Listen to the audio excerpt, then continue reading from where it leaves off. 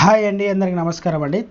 ప్రభుత్వ ఉద్యోగులు మరియు ఆంధ్రప్రదేశ్ సంబంధించిన పెన్షన్దారులు ఎవరైతే ఉన్నారో వారందరికీ కూడా ఒక ముఖ్యమైన ఉద్యోగులకు రూల్స్ రావడం జరిగిందనమాట. కొత్త రూల్స్. ఆ రూల్స్ ఏంటనేవి ఈ వీడియోలో వెళ్ళి పూర్తి ఇన్ఫర్మేషన్ అయితే తెలుసుకుందామండి.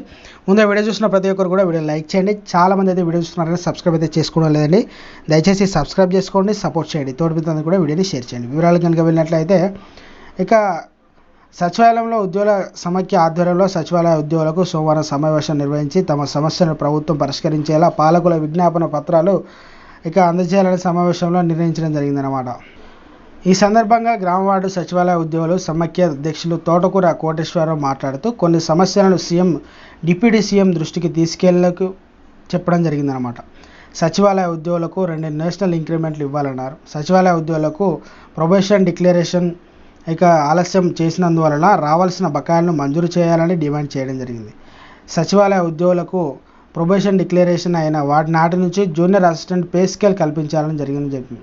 సచివాలయ ఉద్యోగులకు పదోన్నతులు ఛానల్ క్రియేటర్ చేసి పదోన్నతులను కల్పించాలని అన్నారు.